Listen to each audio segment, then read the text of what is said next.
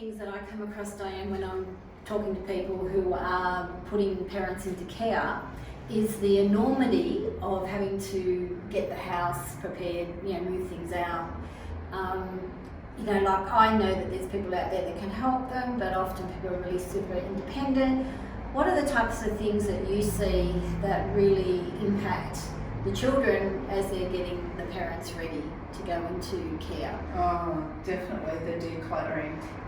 The hoarding of like 60, sometimes more years of collecting, and where do you start? Like it can be extremely overwhelming. And I've seen some families take like 12 months, sometimes less, to clean out one room. Wow. Yeah, so depending on the intents of how much stuff they've collected. Yeah.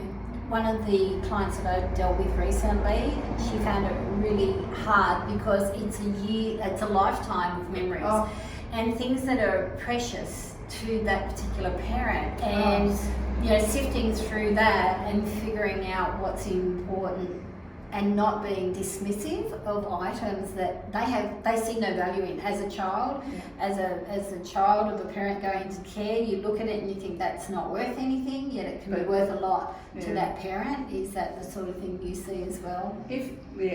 Definitely. If you have the opportunity, and if your parent's still with it, able, then my tip would be to probably box everything up, and then once they're in care, actually go through every item to see what they want to keep or what they want to give away or what they want to give to their grandchildren or great-grandchildren. So there's ways to do it rather than just throwing a whole lifetime worth of stuff out. Because as you say, it's their lifetime, and they're going from a house with maybe 2 or 3 bedrooms to a room.